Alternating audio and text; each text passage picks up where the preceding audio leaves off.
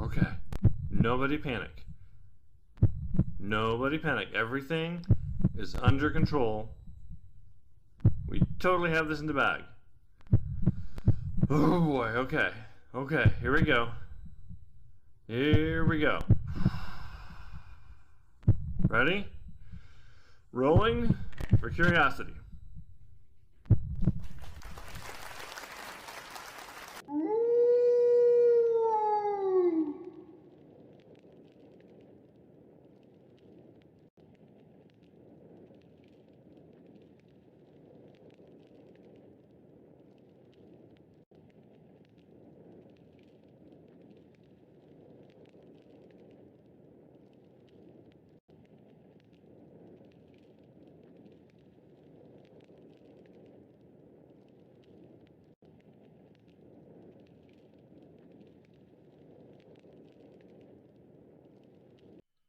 All right.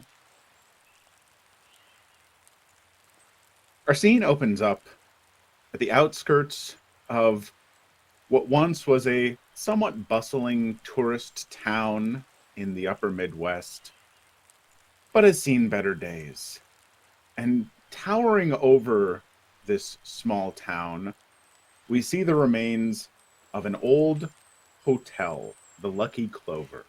Stands about 6 stories high. Perhaps in a bigger city it wouldn't be anything to gawk at, but here in this little town, it certainly is something. However, the Lucky Clover Hotel has not been in operation for 60 years. Because 60 years ago, there was apparently a gas leak and a pretty terrible fire that ruined quite a bit of the inside and unfortunately claimed the lives of many. And due to concerns about still potential gas leak problems, perhaps trailing from the mines or something, this now spooky looking hotel has been surrounded by tall fences and barbed wire, keeping anyone out. But still, people talk about hearing sound coming from the hotel at night or seeing shadowy figures move over the windows. Catches the attention of many, but no one has yet to go back inside this building, or at least no one that anyone knows of. That is until tonight. We have an intrepid team of ghost hunters here to help capture some footage for their sadly unsuccessful YouTube channel. They've tried the investigations that so many others have done. They've done whatever they could, but unfortunately never really gotten a foothold in the old subscriber count. But when they heard from a friend that back in the forest behind the hotel, that a tree had knocked down the fence, they realized they could be the first ones to actually get in this hotel. And illegal though it may be, what a video that would make. And so we see them all now as they are beginning to approach the building from the front, late at night when the rest of the town is quietly asleep, nary a car on the street. And the first person kind of walking up to the front fence, you haven't gone around back yet, we see the face of the little YouTube channel, Troy. All right, so getting out of the car, like looking around, stretching. You see a man get out. He's kind of tall, not too tall. I say probably like 6'2", 6'2", and he's just like, all right, yeah, that was a decent ride. I'm just kind of, I'm ready to get out and get moving. My body was starting to like, get the cramps and everything. place is a decent bit spooky. All right. We can do this. This is just what we need, guys. This is perfect. We do this. We go in here, get this footage, because I understand what we've been doing wrong this whole time. We've just been going and doing stuff that people have already done. So now, if we do this, be the first ones, this is really going to get the channel going. It's really going to pump up our numbers. I promise. I know it. So there we have this beacon of optimism and readiness coming out of one side of the car, and exiting on the other side of the car, we see Troy's spouse, Joan. Joan, tell us how your exit to the car goes in this moment. Joan is quite used to Troy just babbling away. She gets out of the car and she is, at least a head shorter than Troy is. And she just gets out of the car, slams the door, and looks at that hotel or at the building, at the fence at first. Okay, Lucy could have told us a bit more about what was going on here, but let's get rolling, let's get going, and let's get out of here as soon as possible. But that's that adds to the excitement. We don't know what we're going into, so it's part of the experience. That's what's going to be so great about this. And as they're saying that, we hear the rustle and bustle of some bags exiting the car, lugged around by Jeremy. Jeremy is grunting and groaning to finagle himself out of the car and the bags all in one go. He's too stubborn to do it in multiple trips and sling it over his shoulder. He is very, very, very short. So like when he goes to turn to pop out of the car, his legs dangle for a second before he hops down. Which chronically means he's taking 6 steps for the groups every 4. And he's literally always looking up at everyone. He slings a couple bags over his shoulders, wanders around the back of the car, and there's just a pitter-patter of footsteps as he plays catch-up. He has a camera in one hand, a water bottle hugged on the other shoulder, and just like all the weight of all the stuff. And it's just happily just running to catch up and going, "What do you mean we don't know where we are?" We know where we are. We're here. Don't forget the crowbar this time, okay? Did you pack it? And he puts everything down on the ground and goes back to the trunk and goes, "Wait, where are the keys?" Right over here, Jeremy. Come here. I told you the list. The list is really going to help out. Trust me, it's helped with me because the old ball and chain. She used to tell me things that would go right out the other side of my head. But the list really helped me, so I'm telling you, Jer, that's the way to do it. Cool. Where are the keys to the car? Oh, right here. The trunk. He's gonna toss them to Jer. Cool. I'm gonna wait for them to drop into the ground and then pick them up instead of trying to catch them. God, you were so close there. You almost had it that time. I open the trunk. I grab the crowbar. I do not close the trunk, and I just walk up to them and go, "Let's go. Let's do this." Haven't you forgotten something? Yeah, Jer Bear. When I tell you, remember, check everything before you leave, there, bud. Oh! Thank you. And I run back and close the trunk, and then run back up. Let's do this. Yeah, he's definitely doing his best. Yeah, he's doing that for a year now. His best. I can only hope that my trying best now is better than it was a year ago. All right, let's go on. Keep trying.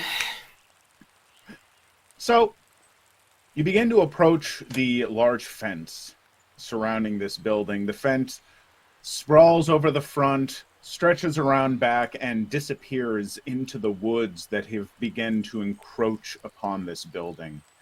The fence itself is rusted. On the top of what is, you would guess, probably like a 9 or 10 foot high fence is barbed wire that is rusted and unpleasant looking. And hanging on the front of this fence, you can see that there is a sign. The paint has chipped and faded away, but you can just make out in this faded orange paint these words saying, no trespassing, dangerous, mentions of you see gas leak, and a fine that you can't make out all the numbers, but you would guess that it's in the thousands of dollars. So, and there is no question in your mind that this sign is older than any of you. But as you were told by the person who told you about this place, your secret entrance in, the tree that fell and smashed in the fence, is just around back in the woods. Hey, Joni Bean, make sure to let's get a couple shots of that sign. That'll definitely help. We want to get those now, or like as we're leaving, babe? You see her eyes, or at least one little muscle here in her eye twitch as he calls her that. He said but- nickname. Oh, terrible. But she just turns around to Jeremy. Jeremy, take a couple of shots of that one. Gives a good atmosphere. Yeah, sure. And I put down the crowbar and realized I have no other equipment on me. So I pitter-patter my way back to the front of the where the car was to go get the bags. You hear behind you. Don't forget the first aid kit. These Okay, fences are I will grab the first aid kit. and the rest. Okay. And I run around to find the water bottle, camera rigs, and bags of equipment lying there waiting for me. Hopefully, still. Is it still there? Oh, yes. Okay, good. Yeah. So I lug all. I go through the bag. I pull out the first aid kit and tuck it under one elbow. Close the bag. Put all the bags over my shoulders, and now I have a first aid kit under one arm, a camera rig under the other, and a third thing hugging my water bottle as I'm less pitter-pattering and kind of sliding one foot in front of the other to carry everything up to the entrance. As he when he leaves and he goes to grab all that stuff, Troy's gonna walk over to Joan and just kind of like hug her and like kiss on their forehead and be like, "It's all right, babe. I understand. The kid he's not really working out. I was just trying to think of a good way to like break it to him. I think after this one we'll have to have like a little sit down powwow and have to break the news to him." Troy, he's just an intern. We can just sack him. Yeah, but it is, it's just kind of, I just want to let the kid off easy. Yeah, it's can all be. It's meant to be a learning experience. Welcome to the real world. Yeah, cold as ice. I love it. All of it. You're amazing. All right, well let's keep going and just remember this last job and we'll be done with him. And I promise I'll let you choose the next one. I thought the kid had. I thought he had all of the, he had the potential. Okay, we'll go through this one and then we'll see what we do. Maybe we don't need another intern. But who's going to carry all this stuff? If this takes off, we can actually hire good personnel. Well, hey, it works for me. I told you I could get you in a lap of luxury. So let's get this taken off, and then we'll take all those vacations I've been we've been putting off. That would be great.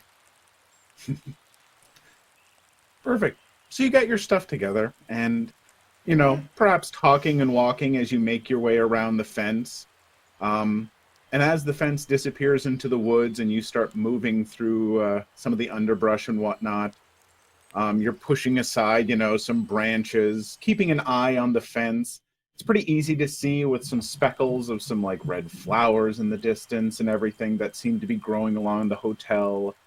You can see vines that are kind of wrapping around bits of the fence and where branches have started to grow over just a bit even. Even in the distance, you hear the cry of a gray barn owl, and oh, how interesting. Adds to that spooky atmosphere. Troy, you maybe even hope that Jeremy had the wherewithal to film this part to capture that, echoing hoot. This is gonna be great. We can put like some spooky music behind it. It's fantastic. Hey, Chair Bear, you got some shots of this, bud? As I'm trailing mightily behind with all the gear, I have all the gear. I cannot carry the gear and film at the same time. I can hand you the camera. All right. Yeah. Babe, can you grab the camera, and because I can't film and be in front of the camera, and poor Dear Bear's back there struggling really. We can just take multiple trips, bud. You can just leave some of that like here, and then we can get set up, and you definitely look like you're struggling, bud. I set everything down, take out the camera, and start filming.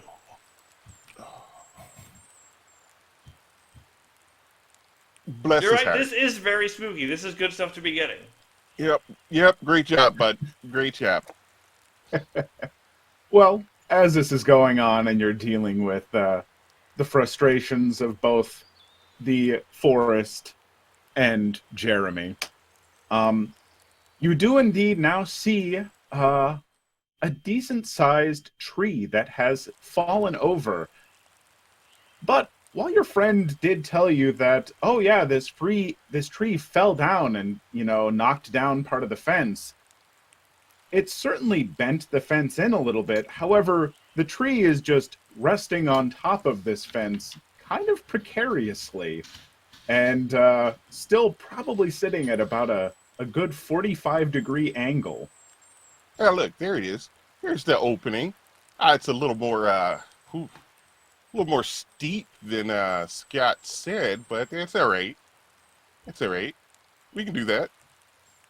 We can totally climb it. And I sling the camera over my neck with a strap and run up to start climbing the tree and crossing. Jeremy, give me the equipment, or at least the camera. It's expensive. Okay. And I hand you the camera. And then jump up to the tree. Jeremy, as you get on it, you feel it kind of sway uneasily. You get the feeling that if someone were to brace it, 2 other people could get over it no problem, but whatever person has to climb up and over this without it being braced might need to keep their balance and be a little more careful, which is my way of saying whoever does the challenge is the person who's going to be bracing the tree. And this seems pretty rickety, but I think we can set up a brace for it. Not a problem. You get that taken care of. Babe, let's go grab the gear before he forgets it and something happens to it. Just hold that there for us. Make sure it's steady, bud, because it looked a little wobbly. Okay. So we're gonna head back and take whatever Jeremy left behind. All right, so the other 2 of you are able to get over this with Jeremy bracing it, no problem. It's a little bit of a hop down once you're over the fence and everything, but Jeremy keeps it steady enough. But now, Jeremy, they can't really brace it the same way for you. It's going to be unsteady. And so to get across, your challenge is this. I mentioned a sign, a flower, and a bird, and a color associated with each of them on your way in. What were those 3 colors? If you get 1 to 2, it's a partial success. All 3, and you get the full success.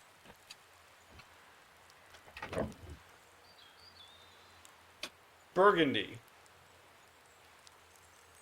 Ish. Rust-ish. Whatever the color of rust is.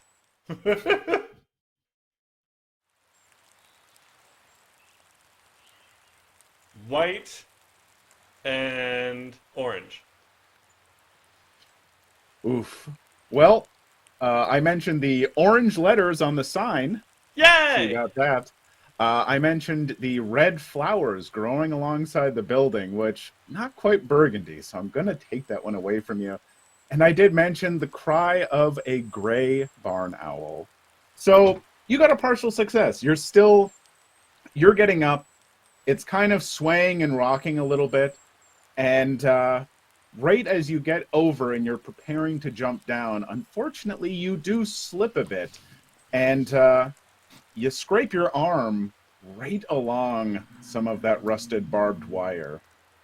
And hit the ground with a little bit of a thud. But yeah, you can feel almost immediately a little trickle of blood running down your arm. It's not too bad. You still can totally move it, but kind of a painful little scrape there. Ow! Hey, you good there, bud? That looked kind of rough. Ooh. Ow! I think it'll be okay. It's just, ow. Yeah, it's a little scratch. You're all right. You got the? Oh wait, no. Bam, you got the first aid kit. Can you just give him a Band-Aid? She just mumbles to herself, "That's why we always take the first aid kit." And then Right. takes out a bandage and just hands it to Jeremy. Perfect. So you get set up, but now you are within the fence, and not too far away, you can indeed see the back of the hotel. And indeed, there's also, it looks like there's kind of a rundown seating area where there were like some picnic tables and whatnot back here that, unfortunately, the ravages of time have left in a pretty sorry state, overgrown with grass and all that. But you do see that there is also a, where there once was a glass door, the glass is just shattered completely, and the way is open to you. Oh, look, we don't even have to break in. Yeah, let's get the and he's gonna put down the duffel bag and pull out a like a little blanket, like a small blanket, and just kind of like use that to keep from cutting himself to like get the door open or get that window open more so everybody can get in. Perfect. So you crawl on in. As you get in, you immediately notice a smell. Though it's not the smell of gas, as you know, you've heard the warnings of the gas leaks and whatnot, but almost kind of more of a sulfurish smell, which perhaps makes some sense. It is a mining town, maybe sulfur mines. None of you would really necessarily know for sure, but you can see that as you're stepping in and your eyes adjust to the darkness in here and you flash your lights around, you can see that you're in a hallway leading to what looks like a large open area. You would assume the lobby. It is covered in dust in here. You know, old cobwebs around, dust here and there, and you can see a film of ash that is covering parts of like the carpet and the walls. And it is most certainly a creepy feeling, and it doesn't look to be in the best of shape. Ooh, ooh, oh my God! Jeremy, did you rip one there, bud? I know, babe. I know. I'm sorry. not saying anything. I can see the look. I can see the look. I can feel it. I know. I'm sorry. I know. Okay, let's get going. Let's keep. I'll just start filming, shooting some general shots, and you prepare what you want to say. Have a cool intro here. This looks all right. Perfect. All right. All right. Let me get ready for this. Baby Bobby Bobble Bobble. All right. Got this. Yeah. All right. Whew. All right. I'm ready when you are, babe. Let's go. 3, 2, 1. Hey, what's up there, everyone? Welcome to another episode here on our YouTube channel of Troy Smitherson's Spooktacular Spooksperience. It's fantastic here, guys. So we're inside this abandoned building here, and yeah, it's been closed down for a while due to a fire, and we've seen some spooky stuff coming in. Oh man. So we're super excited about what we're going to find here today. We're going to, just do a little bit of exploring around, see what comes up, see if something just jumps out and spooks us. It's going to be a great time. So, babe, let's go this way. Everybody, if you remember, my wonderful, fantastic wife, Joan, is on the camera right there. Say hi, Joan. Say hi to the people, babe. They love you. And cut. She just turns off the camera.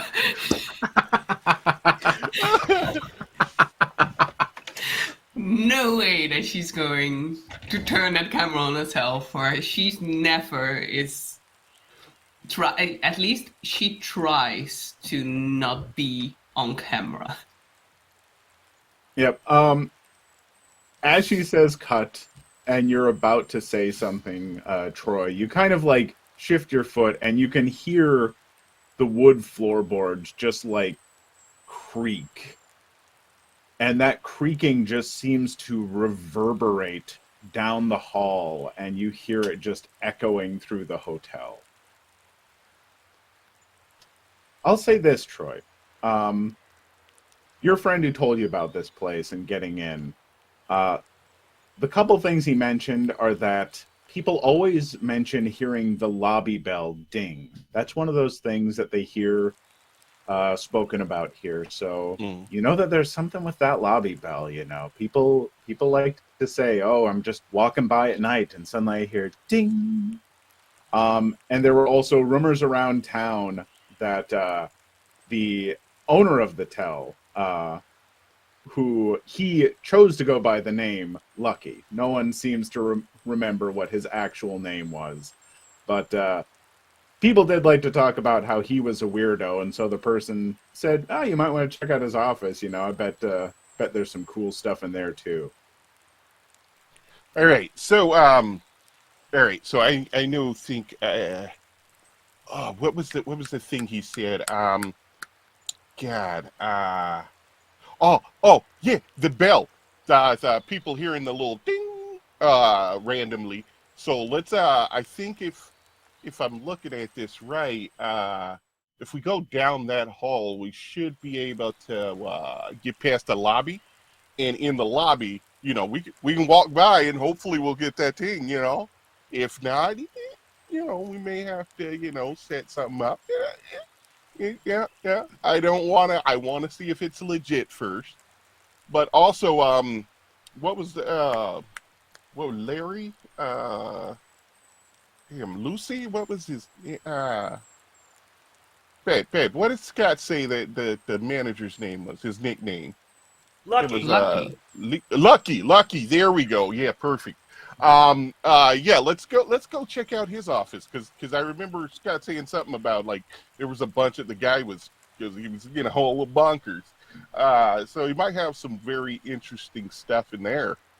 All right, let's keep going. Let's head on down here. Yeah, towards the lobby. Which way? the bell, the lobby. Yeah. All right, Troy, as you're leading the way, you kind of think, it'd be good to get some of that ghost hunting equipment out and everything. You wanna be able to get some readings. People eat that stuff up and everything. So, Oh, that's right. Oh. Troy, I would, as you're thinking about which piece of equipment to bring out and use, name ghost hunting equipment for me. Oh.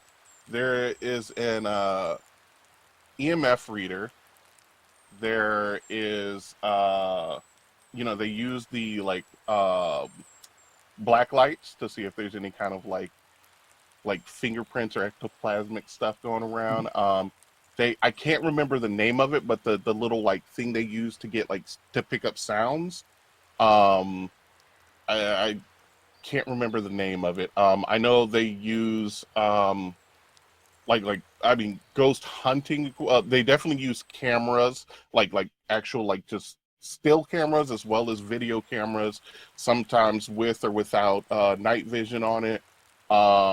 They definitely use paper and pencils or pens to try and get some kind of interaction that way. I've played a lot of Phasmophobia, so Perfect. Well, that'll be good. That is a success. So, as you're thinking about what piece of equipment, in your little arsenal you want to use, as you're walking into the lobby area, you do suddenly realize in front of you that a lot of the floor is caved in, and you manage to stop before stepping on some kind of weak-looking floorboards, but the whole center of the lobby is essentially a pit. Oh, hold on. Oh, we almost had us a bad little tumble there. Babe, let's get a shot of that at least. Just, whoa, look at this. The entire floor is caved in. Woo! That was almost a doozy right there. Do you want some of the stuff for getting readings? Yep. Definitely. Cool. Let me get the EMF reader there, bud. Okay, I set the bags and the camera stand and the med kit down, and unless you have the med kit in the water bottle, I set everything down. I'll open it and pull out the EMF reader and hand it to you. Yeah, thanks, bud. And I just start and then I duck out of frame from the camera. See if we got any readings here. Yeah, I would say that, you're picking up some little blips and stuff, and especially as you're moving it around, so you can see that around this opening in the caved-in floor, the wood around the edge is charred. This looks like a big place where the fire was. And most of the lobby is encompassed by this hole, but as you're moving around, you get some stronger readings as it's pointed towards what you realize is the front desk. And sitting on that front desk, right in the center, is a bell. However, the desk is kind of an island, up against the wall and an island, getting over to that bell, you can't walk there. There's a huge hole. But it does look like there is, just enough flooring along the wall that if someone were to, shimmy across it, pressed up against the wall, they could get to that bell and ring it. Might be a good thing for the camera to get a close-up of, or might be a nice thing for the face to be over there and check out the bell themselves. Who's to say? Or maybe you don't want to. I puff up my tiny little chest, do you want me to try and scout there and back, make sure it's safe before you? Oh yeah, go there to yeah. perform? Check that out for us, please, bud. Okay. Just make sure it's safe for we get the shot of me going over there and ringing the bell. Okay, and I'm not gonna ring the bell myself. I'll save that for you. I just want to make sure it's safe. Thank you. Okay. Yep, exactly. Absolutely. Awesome. I'm gonna keep trailing him with absolutely. Yep, fantastic. All right, so Jeremy, you're gonna shuffle on over there. Yep, I'm gonna try and shuffle back, without actually ringing any of the bells. Just see if, doing this pre-stunt work before the actual shot gets filmed. All right.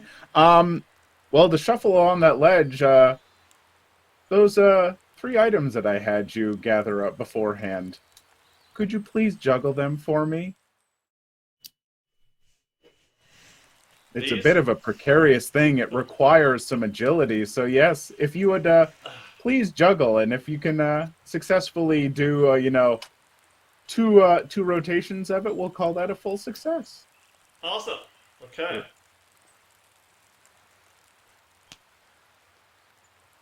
Oh. I'll call that a success, yeah. Jeremy, you Impressive as hell. Yeah.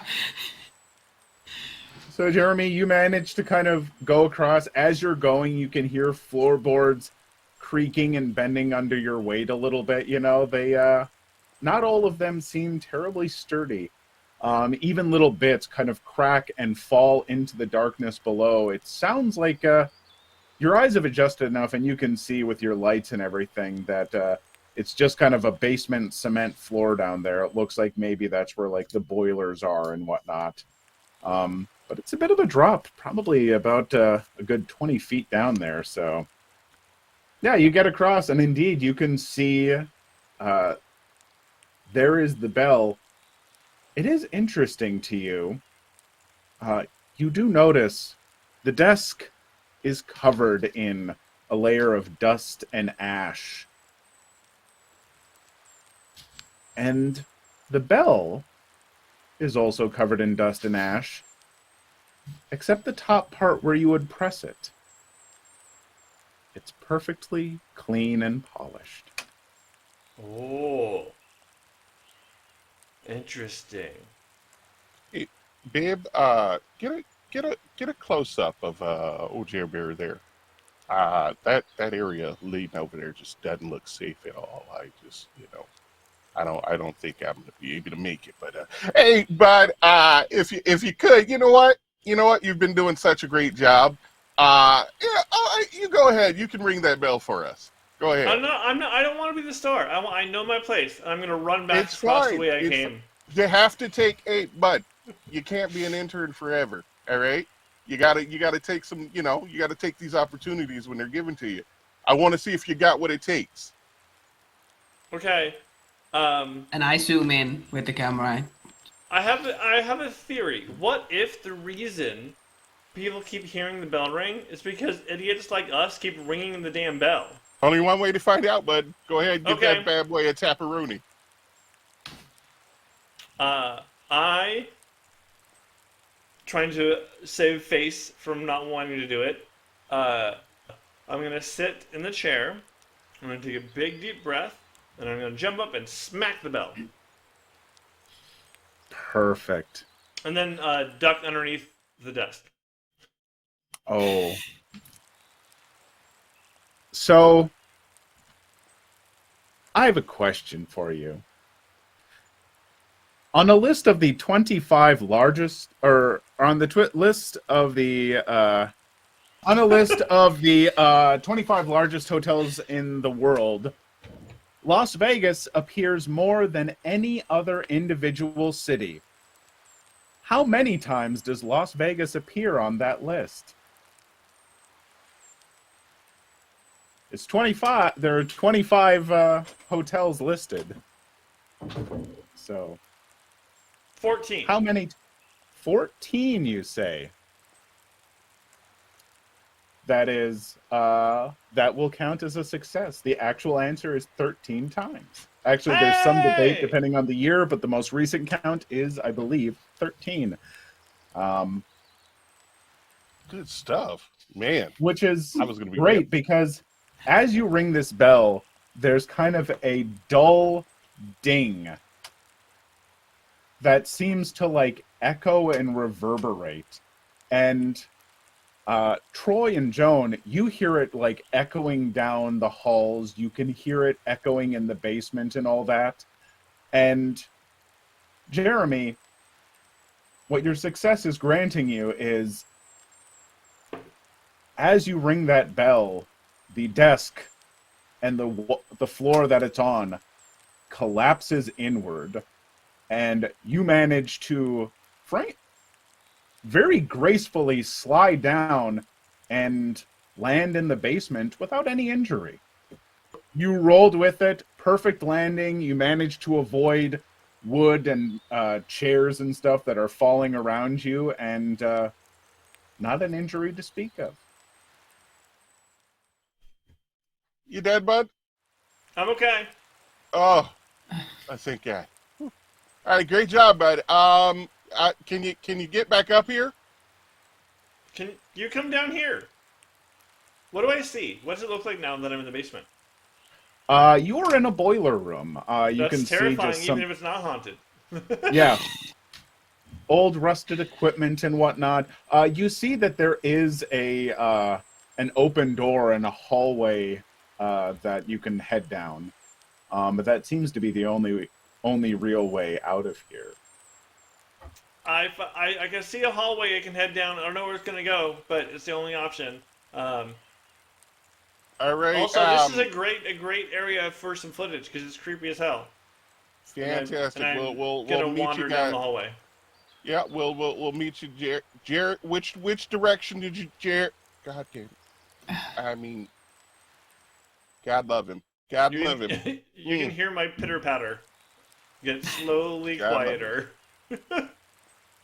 All right, babe. Well, So- let me grab these bags and let's try and go find this kid because I am so glad I decided not to go there because that would have been a. Oh yeah, I know. But that's why we have interns. Yeah, I'm glad he is still able to walk. Yep. It's Yep. Did we take out the insurance on our employees or Yeah. on us? Always. Oh. It's a great Don't question. mind. It's Yep, just fine. We'll be fine. He'll be fine. Don't worry about it. It's They're great. plotting my murder. Rude. No, be fine. I'm only saying Nothing's if you gonna happen. if you died. Yeah. All right. Let's. Yeah. He'll be all right. Let's go check that office. Do we see if there's a way we can get? Because you said the front desk and everything fell. Like, how is this set up? Because when I worked at Best Western, like all those offices were right behind the front desk. It was like the front desk and then a door that led to the back area that had like the manager's office and everything. So is it set up like that or? Nope, different setup. This is just Okay. a desk. There were no offices behind it, but you do see another Okay. hallway that could possibly lead to some offices. All right, So- perfect. Because that means it's not completely cut off. So, all right, babe. Let's go down. Let's go down that way. I believe we'll probably find some offices there because it doesn't look like there's really much of anything else we can do here unless you want to go parachuting. No. Then that's the only answer she gives. And she just takes the camera and just walks towards that other hallway. Very Still good. trying to hear if she can hear Jeremy's footsteps. All right, babe. Oh yeah, you're rolling. All right, hey guys. Yeah, we had a little whoopsie there with old Jer Bear. He went to ring the bell and everything fell, but he's good. He's fine. Everyone. We just got a little split up, so we're going this way so we can meet up with him. And wouldn't you know it? It seems to be on the way to the old Lucky's office. So let's go check that out on the way to rescue old Jer Bear and then see what's going on there. Perfect. So you head down, and as you are walking, you do indeed. You see, some, smaller rooms. They look like guest rooms or whatever. But as you're going down the hall, you see one with a plate on it that you can still clearly read that says manager's office. All right, here we go. This is the money here. All right. You ready, babe? I'm going to jiggle the handle, see if it's locked. It is locked. Though, the wood feels, it feels kind of old, maybe a little more brittle. All right, babe, stand back. Yeah. I got this, babe. Yeah. I take All right. a couple of steps back, just out of the way. Perfect. And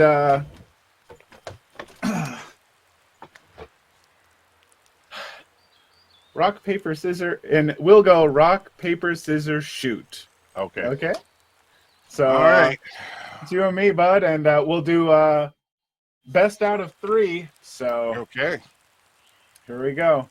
Uh, Rock, paper, scissors, shoot. Okay. That's a tie. Yeah. Rock, paper, scissors, shoot. Damn. Ooh. All right. Here we go. Rock, paper, scissors, shoot. Ooh, 1 and 1. Here we go. And rock, paper, scissors, shoot. Damn. Ah! Ooh. So you got 1 success in there at least, though. It's All not right. a complete bust. You build up that speed and you ram into that door, and it does indeed give way and break. Actually, the door splinters into pieces. However, one of those splinters rakes across your leg, and got a bit of a nasty cut on your leg. But not anything that's going to, completely ruin your day, but you can already see, some blood beginning to, stain your pants and trickle. So I guess the most important question is, are my slacks ruined? Oh, yeah. Ah, son of a bee sting. Man, Joni Bean, I got myself. That stupid door wood. Can you help me out there? Joan, you're barely hearing any of the words he's saying. Because even though Troy is cursing up a storm after this, all you can see are the things scrawled along the walls of this office. You see what look like strange letters written in blood in the shape of a clover over and over along the walls. You can see, candles and stuff that, burnt away long ago, and religious iconography like you've never seen before. And the very presence of this room is absolutely terrifying to behold. I think I'm taking the first aid kit and just kind of mindlessly drop it next to Troy while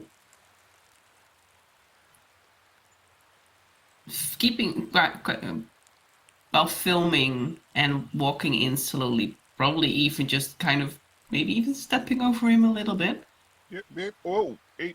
Oh, jeez. And she's kind of just filming and focused on whatever this is. This is creepy, yes. But it's also very interesting. God. My leg. Jeez. Jeez, oh, that's deep there. Whew. All right, let me take care of that.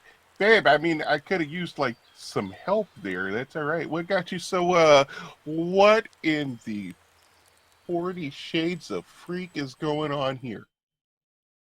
Holy moly.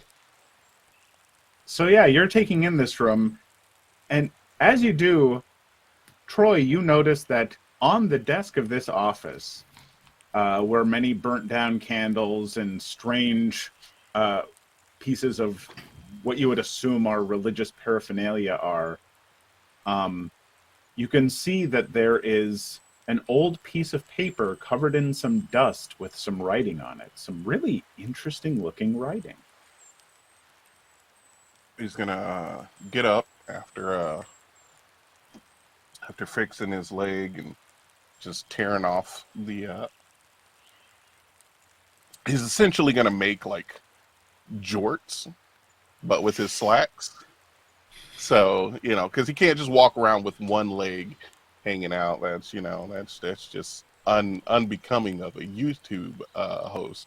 So he's gonna just cut the other side off too, and that way he's got these fancy, spiffy looking jorts of these slacks. And he's gonna get up and all right, yeah.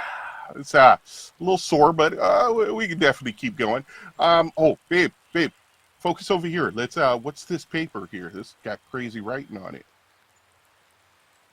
I'm gonna pick it up and brush the dust off. I think she will eventually, if she has taken some footage of the rest of the room, she'll probably point the camera towards the paper. Perfect.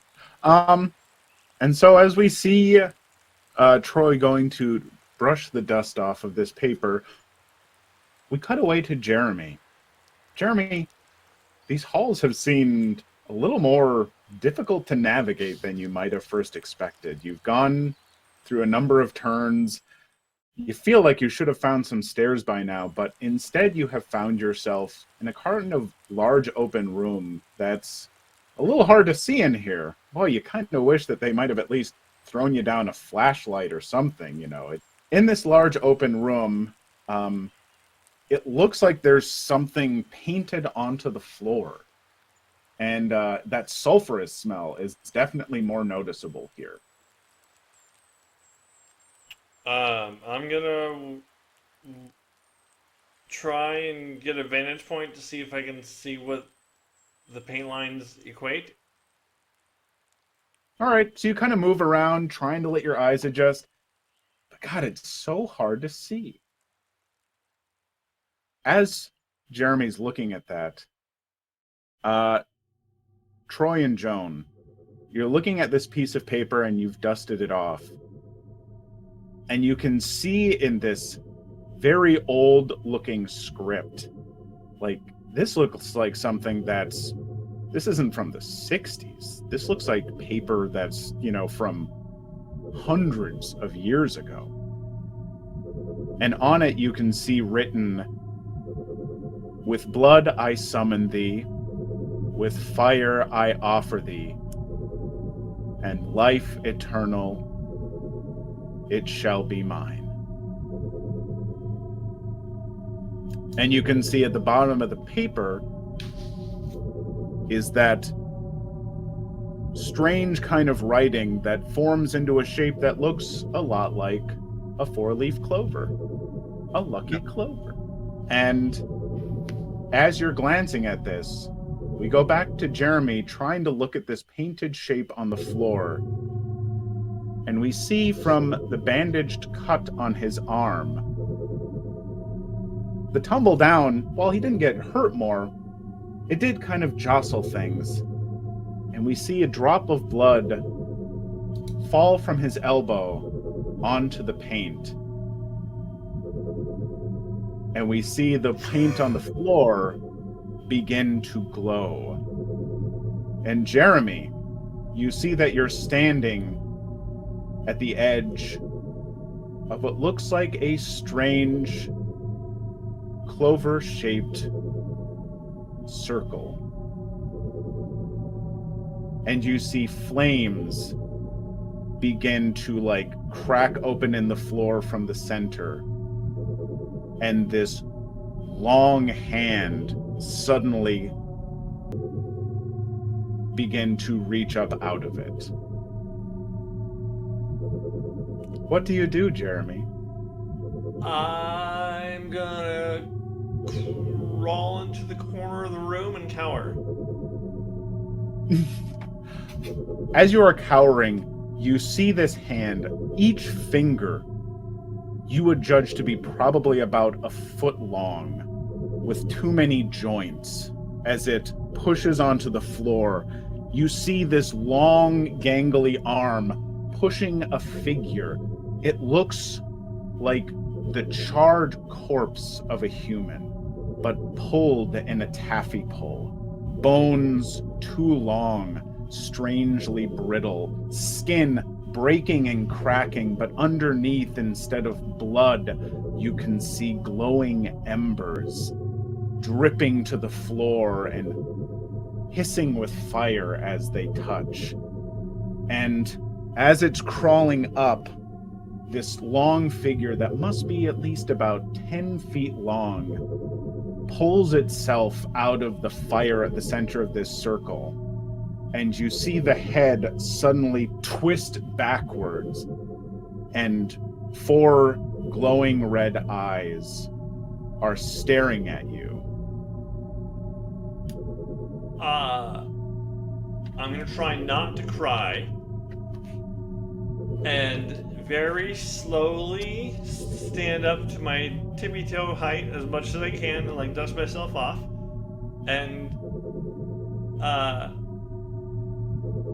I summon thee.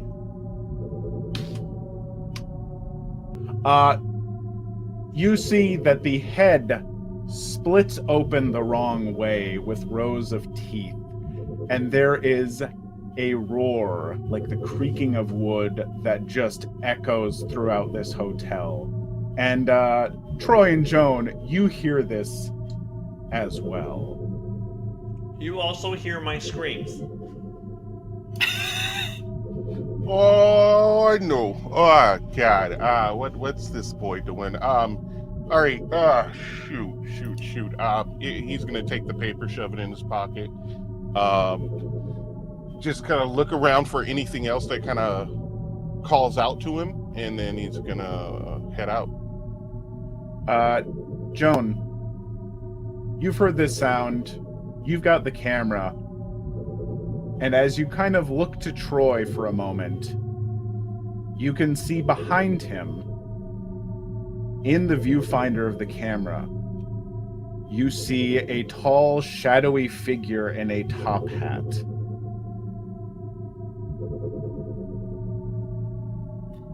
And it seems to be made of nothing but shadow, but you see it peeling off of the wall and moving toward Troy.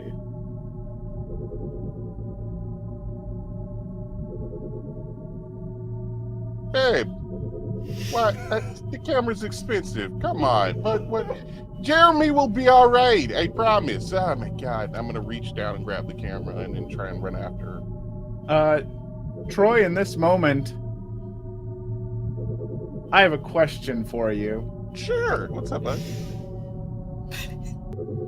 In what country is the oldest operating hotel in the world? And how many years has it been operating? 500, 900, or 1300? Can I get a multiple choice for the places as well? Yes. Your choices are every country. All right. So I'm gonna go with every country. And then what were the hour the not hour but years? 500, 900, or 1300. Ooh, I'm gonna go with.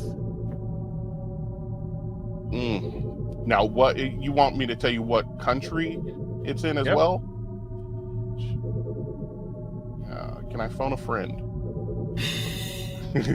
Here, let me just, don't worry, ignore the clicking you hear on my keyboard. No. Call Joan. Alright, she's gone. Yeah, call Joan. Babe! No, let me see.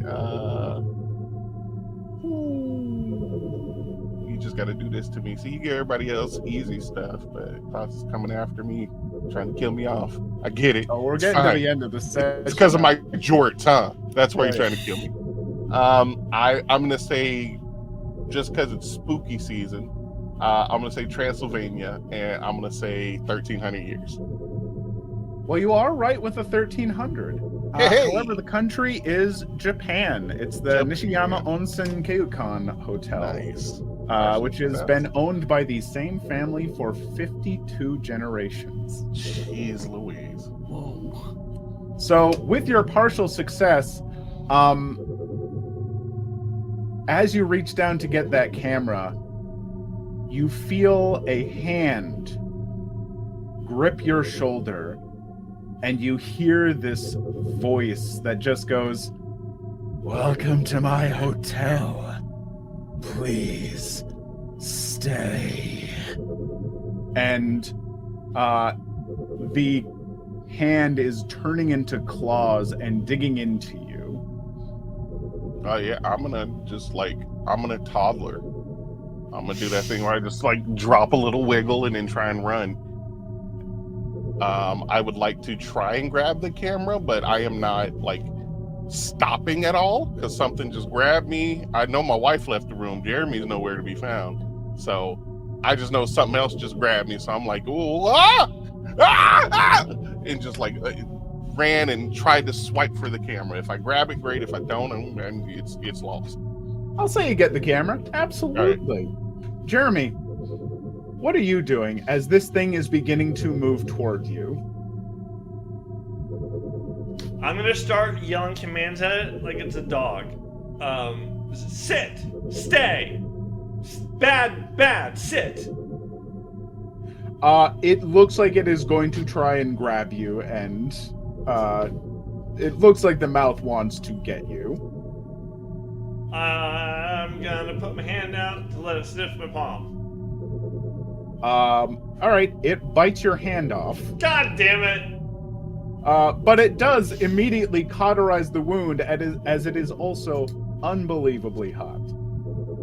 I scream again. I'm gonna try and crawl underneath its legs and run out the door. All right. I'll say, yeah, you begin to kind of run. You're in these confusing hallways running. As you're beginning to move, you look back, and this thing isn't so much running down the hall after you as it seems like its limbs are just grabbing onto parts of the hallway and dragging itself after you. Rather not helping. quickly. Not helping. No. There are 3 doors ahead of you. There's a blue door. There's a red door. There's kind of a heavy-looking metal door. Which one do you choose? It's all random chance now. The heavy-looking metal one. The heavy-looking metal one. As you pull that door open, you see some stairs leading up. Cool. Can I try and shut the door behind me? You absolutely can, and do. All right, I'm as gonna, you're running... throw up.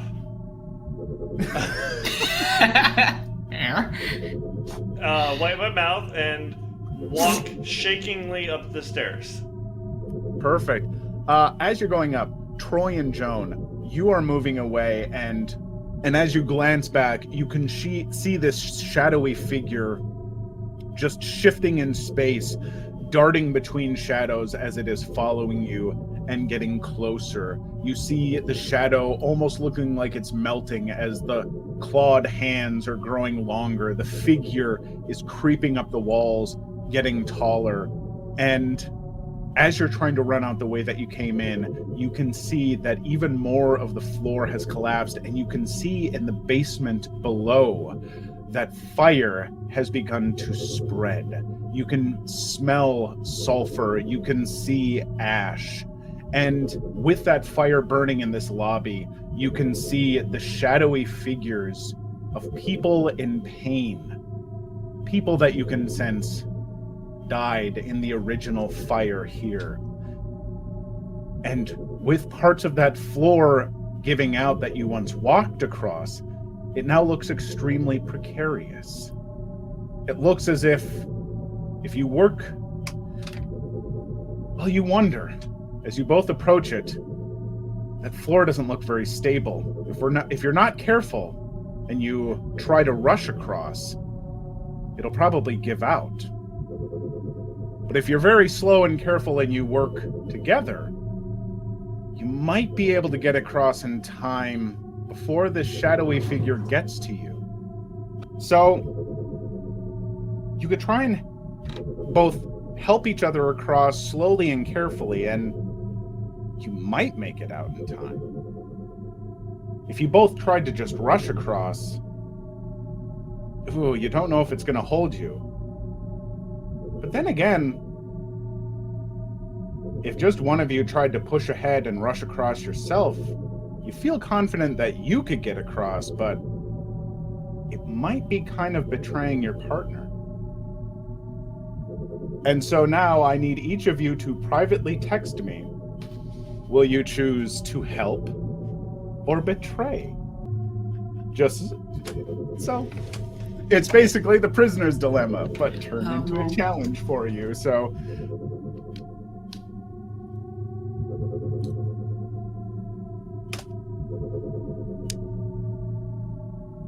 there is a moment when you are standing there, both looking at this unsure footing. You see this shadowy figure moving in toward you. You see these other shadowy figures that have died here, all reaching out for you, wanting you to stay with them in the hotel, live eternally in this hotel, in a manner of speaking. You see the fires raging below.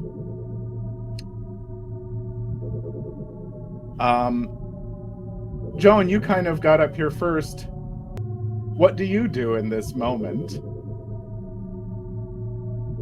I don't look back, and I run as fast as I can to get out. And as you do, Troy, what were you trying to do in this moment?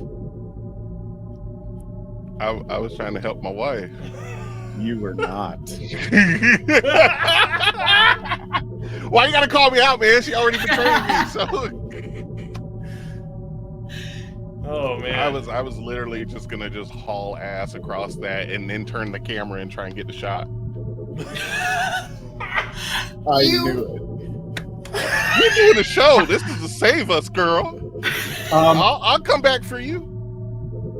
As you're trying to do that, you both bump into each other, scuffle, realizing that the other was trying to betray.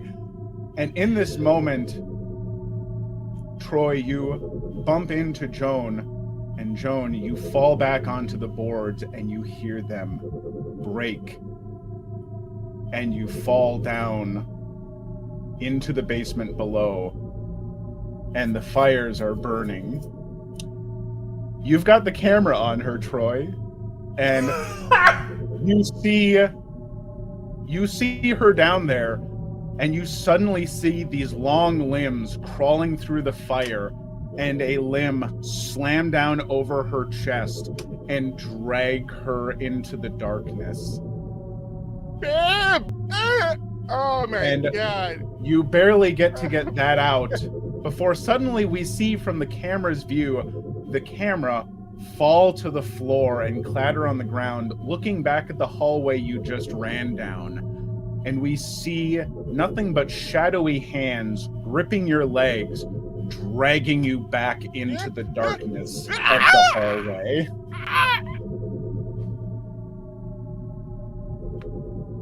Jeremy, Yeah. you get to the top of the steps, Still shaking. and you can see that there is a window that can lead you out of here.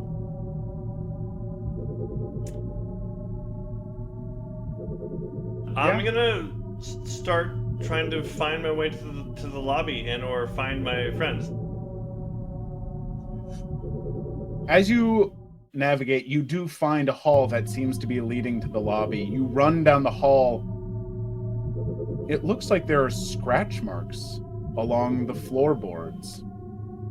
That's not that good. seem to be going from. You can see the lobby ahead. You can also see the light of the flames from the basement, kind of, illuminating the lobby. You see these clawed handprints going back into the hall that you're running down, and they're going into a doorway. I'm gonna try and follow their claw marks. Follow the claw marks. You see that you see the door. Do you open the door? I try. The door opens up, and you see Troy sitting in the dark on a bed.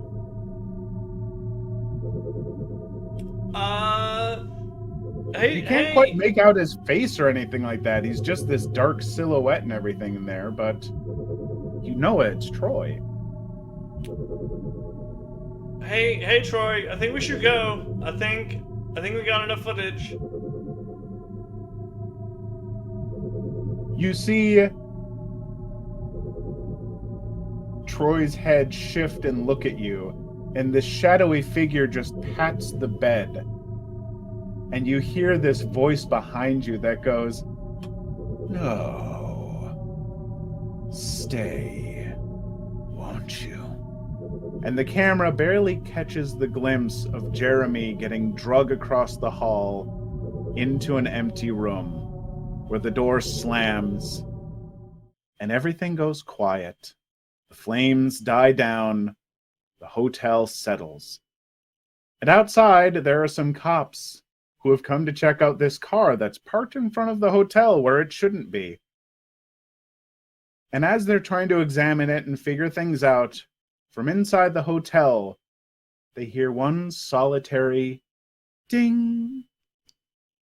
They look at each other and say, "Suppose we should check it out." Not knowing that whomever goes in to the Lucky Clover Hotel never checks out.